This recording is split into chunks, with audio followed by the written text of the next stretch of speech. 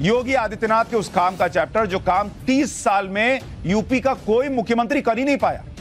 UP के बच्चों की सबसे बड़ी प्रॉब्लम सीएम योगी ने एक झटके में कैसे निपटा दी, अब इसका चैप्टर।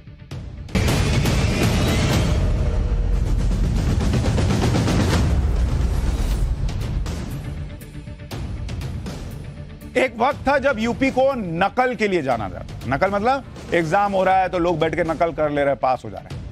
यूपी क्या, बिहार को भी कहते थे।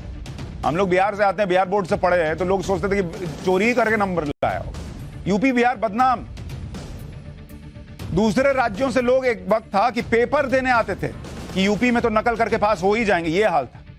नकल का, चीटिंग का संगठित नेटवर्क यूपी में काम करता था। नकल माफिया हावी रहता था। लेकिन जब योगी ने माफिया को मिट्टी में मिला देने की कसम खाई तो नकल माफिया भी टाइट हो गया। परीक्षा में नकल का तो कोई चांस ही नहीं बचा। और इस बार इतिहास रच दिया यूपी ने। इस बार यूपी की 10वीं और 12वीं की बोर्ड परीक्षा पूरी हुई तो रिकॉर्ड बन गया भाई। पहली बार 30 साल में यूपी के इतिहास में ऐसा हुआ है कि कोई पेपर दोबारा नहीं कराना पड़ा।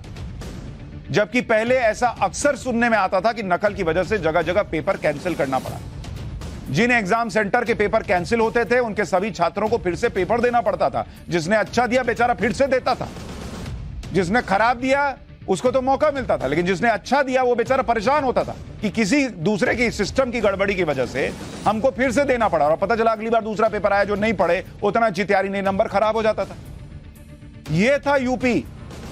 एग्जाम में नकल का गढ़, योगी ने वो गढ़ जो है वो खत्म कर दिया। इस बार कुछ ऐसा हुआ ही नहीं। इस बार यूपी के बोर्ड पेपर को लेकर यूपी माध्यमिक शिक्षा परिषद का दावा है कि 30 साल में पहली बार बोर्ड परीक्षा में किसी परीक्षा को रद्द ही नहीं करना पड़ा। किसी पेपर की परीक्षा दोबारा नहीं करानी पड़ी उत्तर प्रदेश में। परीक्षा शुरू होने से पहले और परीक्षा के दौरान पेपर लीक का एक भी मामला सामने नहीं आया। कहीं भी गलत प्रश्न पत्र खुलने का मामला सामने नहीं आया। कहीं भी सामूहिक नकल का मामला सामने नहीं आया। मतलब ये चमत्कार जैसा है उत्तर प्रदेश में। ऐसा वहां का सिस्टम बना हुआ था। ये बहुत बड़ी बात है भाई, क्योंकि यूपी जैसे बड़े राज्य में बिना नकल, बिना पेपर लीक हुए, बिना पेपर कैंसिल हुए एग्जाम करवाना एक बहुत बड़ा चैलेंज है। आप खुद सोचिए ना, जब 30 साल में लोग नहीं करा पा रहे थे तो कितना बड़ा चैलेंज रहा होगा। योगी ने करके दिखा दिया भाई। यूपी में 16 फरवरी से 4 मार्च के बीच बोर्ड की परीक्षा हुई। आप आंकड़े सुनेंगे तो हैरान रह जाएंगे। यूपी में जो बोर्ड की परीक्षा हुई, यूपी बोर्ड की परीक्षा, इसमें कितने छात्र बैठे? मतलब आप सोचिए कितना बड़ा मैनेजमेंट रहा होगा कि ऐसा कुछ नहीं होने दिया।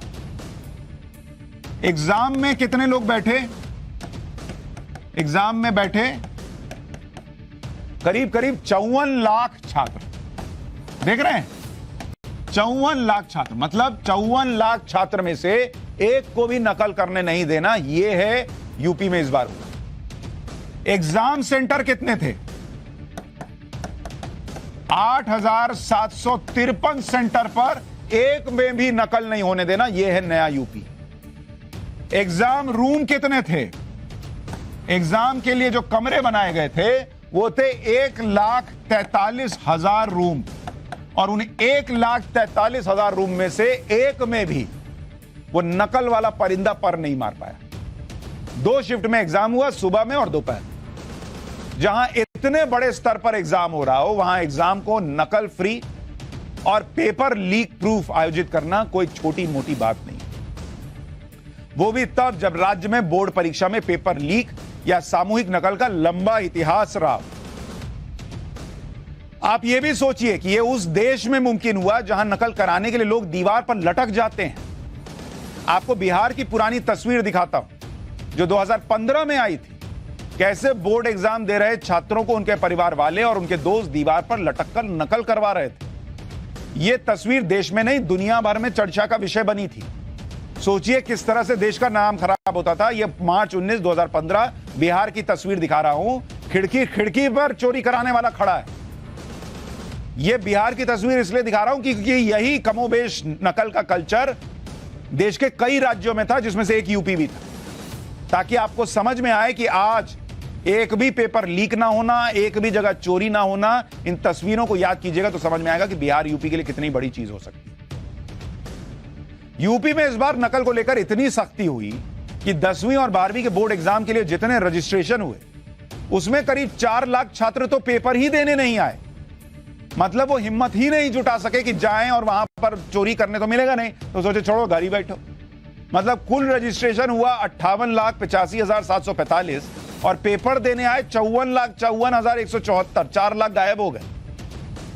इसके अलावा 5-6 साल पहले तक देश भर के अलग अलग राज्यों से और हजारों किलोमीटर दूर से लोग बोर्ड एग्जाम क्लियर करने के लिए यूपी में रजिस्ट्रेशन कराते थे भाई, और नकल के सहारे पास होने की उम्मीद करते थे कि वो पास हो जाएंगे।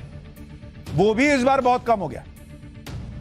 अगर आप इसको देखेंगे यूपी के लिहाज से 2017 जब योगी आदित्यनाथ सत्ता में आए थे, बाहरी छात्र कितने थे जो बाहर से आए थे यूपी में एग्जाम देने के लिए? बाहरी छात्रों की संख्या थी 1,19,123 और 2023 में 2023 में बाहर से, यूपी के बाहर से कितने छात्र एग्जाम देने आए पता है? मात्र 5,135 छात्र आए बाहर से एग्जाम देने। कहां 1,19,000 आते थे जब योगी ने मुख्यमंत्री की कुर्सी संभाली थी, और अब कहां 5,135 छात्र आए। लाखों से मात्र 5,000 पर आ गए, क्योंकि उनको समझ में आ गया कि बॉस यहां तो मामला गड़बड़ा जाएगा। और बार बार यह कहा जाता है कि ऐसा हुआ कैसे? नकल करके पास होने की उम्मीद में रहने वाले लोग और नकल के जरिए पास कराने की डील करके करोड़ों कमाने वाले नकल माफिया, दोनों की इस बार योगी आदित्यनाथ की सख्ती ने हवा निकाली। योगी ने नकल माफिया को सख्त चेतावनी देते हुए पहले ही कह दिया कि बॉस, नकल माफियाओं के खिलाफ गैंगस्टर एक्ट के तहत एक्शन होगा, उनकी संपत्ति जब्त होगी, और कोई कितना भी बड़ा आदमी क्यों ना हो, उनके घरों पर बुलडोजर चलना तय।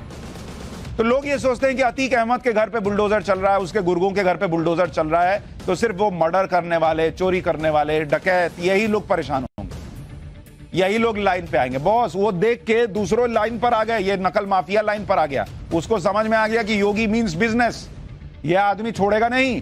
तो जो लोग बाहर से आते थे चोरी करके पास करने के लिए, वो आए ही नहीं कि कौन वहां जाए और रिस्क ले। बोर्ड परीक्षा के शुरू होने से पहले ही यूपी के मुख्यमंत्री योगी आदित्यनाथ ने इस बात के सख्त निर्देश दे दिए थे कि बोर्ड परीक्षा बिना नकल और पेपर लीक के होनी ही चाहिए। योगी आदित्यनाथ के सामने एक बड़ा चैलेंज था नकल माफिया को रोकना, और इसके लिए यूपी सरकार ने बड़े स्तर पर तैयारी की। कुछ जरूरी सख्त कदम उठाए गए। बोर्ड परीक्षा के शुरू होने से पहले ही ऐलान किया गया कि अगर कोई बोर्ड परीक्षा के दौरान नकल करते हुए पकड़ा गया या नकल करवाने में शामिल रहा, तो उस पर एनएसए लगा देंगे, यानी नेशनल सिक्योरिटी एक्ट के तहत केस दर्ज होगा। वो टीचर से, छात्र से लेकर और छात्र को नकल कराने वाला, दोनों के कान से धुआं फेंक दिया। जो पढ़ के आ रहा है वो तो ठीक है, जो नहीं पढ़ के आ रहा, चोरी करने वाला छात्र, उसको यही लगेगा कि बॉस एनएसए लग गया, तब तो जेले में रह जाएंगे, इससे अच्छा तो घर में बैठे। एनएसए अक्सर गंभीर अपराधों में शामिल आरोपियों पर लगाया जाता है। अगर कोई छात्र परीक्षा के दौरान अनुचित तरीके का इस्तेमाल करता है या निर्देशों को नहीं मानता, तो उसे भविष्य में परीक्षा देने से भी रोक दिया जाएगा। यूपी एसटीएफ की मदद से संवेदनशील परीक्षा केंद्रों की मॉनिटरिंग कराई गई। 8,753 परीक्षा केंद्रों में से 936 सेंटर संवेदनशील, 242 सेंटर अति संवेदनशील घोषित किए गए। यह सब किसके लिए होता था? इलेक्शन में होता था बॉस। यह बूथ संवेदनशील बूथ है, यह बूथ अति संवेदनशील बूथ है। योगी सरकार ने एग्जाम सेंटर को अति संवेदनशील और संवेदनशील में डाल दिया, ताकि इन परीक्षा केंद्रों पर ज्यादा निगरानी रखी गई। नकल रोकने के लिए लखनऊ में 2 राज्य स्तरीय कंट्रोल रूम बनाए गए, जहां से हर परीक्षा केंद्र की निगरानी की गई। किसी भी तरह की गड़बड़ी दिखने पर कंट्रोल रूम से ही सीधे प्रिंसिपल को कॉल जाती थी कि बॉस ये क्या हो रहा है आपके यहां दिख रहा है। 2 सेंट्रल कंट्रोल रूम के अलावा सभी जिलों में भी निगरानी के लिए कंट्रोल रूम बनाए गए। हर जिले में एक पर्यवेक्षक की नियुक्ति की गई, जो हर दिन की रिपोर्ट सरकार को भेजता था। 1,43,000 एग्जाम रूम परिसर में करीब 3 लाख वॉइस रिकॉर्डर से लैस सीसीटीवी कैमरे लगाए गए। 3 लाख कैमरा लगाए खाली चेक करने के लिए कि चोरी तो नहीं हो रही, और उसमें आवाज भी रिकॉर्ड होती थी। करो चोरी, कई लोग बुद बुद करके बताते हैं अरे वो भी आ रहा है। डीवीआर राउटर डिवाइस और हाई स्पीड इंटरनेट कनेक्शन की व्यवस्था की गई। सभी 8,753 परीक्षा केंद्रों की वेबकास्टिंग के जरिए लाइव मॉनिटरिंग हुई।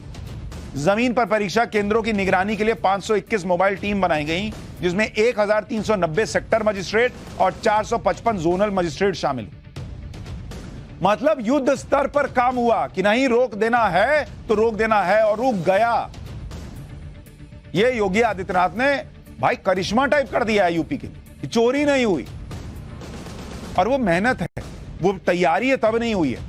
खाली कह देने से नहीं कि अरे तुम लोग चोरी मत करना यार, ऐसा नहीं होता है। किसी भी परीक्षा को सही तरीके से पूरा कराने में दो चुनौतियां होती हैं। पहली तो पेपर लीक ना हो, दूसरा नकल पर लगाम लगे। इतनी सख्ती थी कि नकल करने के बारे में सोचना तक मुश्किल थी, और इसी वजह से सामूहिक नकल तो बिल्कुल नहीं हुई, और जो व्यक्तिगत नकल के मामले पकड़े गए वो भी बहुत कम थे। 75 जिलों में नकल करते हुए मात्र 81 छात्र पकड़े, 81, मात्र 81। नकल माफिया पर एफआईआर हुई, 85 लोग आधार नंबर के जरिए, और 133 नकली परीक्षार्थियों सॉल्वर को पकड़ा गया। हो ही नहीं पाया, वो गए करने, धरा गए। ये लोग कलेजा दिखाए गया है, करके देखते हैं क्या ही होगा। जब 30 साल में कोई नहीं किया, योगी जी क्या करेंगे, गए जेल। यूपी की माध्यमिक शिक्षा मंत्री गुलाब देवी ने क्या कहा, वो भी आपको एक बार सुनवा दें। हमारे माननीय मुख्यमंत्री जी की ये इच्छा थी कि परीक्षा शांतिपूर्ण तरीके से हो, बिना किसी टेंशन के हो, किसी को किसी प्रकार की कोई परेशानी ना हो। 30 सालों का ये रिकॉर्ड तोड़ा गया है। नकल तो तब से ही नहीं हुई है जब से हमारी सरकार आई है। नकल माफिया को तो रोक लिया गया, लेकिन पेपर लीक को कैसे रोका, यह भी समझना चाहिए, क्योंकि कई राज्य इससे जूझ रहे हैं। राजस्थान वगैरह में तो बहुत पेपर लीक होता है, उनको देखना चाहिए, योगी मॉडल वहां अपनाना चाहिए। क्वेश्चन पेपर और आंसर शीट्स की पैकेजिंग 4 लेयर के टैंपर प्रूफ एनवेलप्स में की गई। इसके चलते प्रश्न पत्रों के गलत खोलने और उनके वायरल किए जाने का कोई मामला ही नहीं आ सका। इस बार की परीक्षा में पहली बार यूपी के हर जिले में स्टिच्ड आंसर शीट्स उपलब्ध करवाई गई। बोर्ड पेपर की आंसर शीट्स में 4 कलर से क्यूआर कोड और यूपी बोर्ड का लोगो प्रिंट करवाया गया। पहली बार हाई स्कूल की परीक्षा में 20 मार्क्स के मल्टीपल चॉइस क्वेश्चंस रखे गए, जिसके उत्तर ओएमआर शीट पर देने थे। सख्त निगरानी के लिए पहली बार प्रधानाचार्य कक्ष से अलग स्ट्रांग रूम बनाए गए। कॉपियों को डबल लॉक अलमारी में रखा गया और उसकी मॉनिटरिंग 24 घंटे सीसीटीवी से थी। जितनी तैयारी कोई चुनाव कराने में होती है, उतनी तैयारी योगी आदित्यनाथ सरकार ने यूपी में परीक्षा कराने में लगा दी, क्योंकि वो ये जानते हैं, समझते हैं कि अगर नकल करके पास होकर लड़का आगे बढ़ेगा, लड़की आगे बढ़ेगी, तो देश आगे नहीं बढ़ पाएगा। इसलिए इसको रोकना जरूरी था, और जो 30 साल में यूपी में नहीं रुक पाया, वो योगी ने रोक कर दिखा दिया।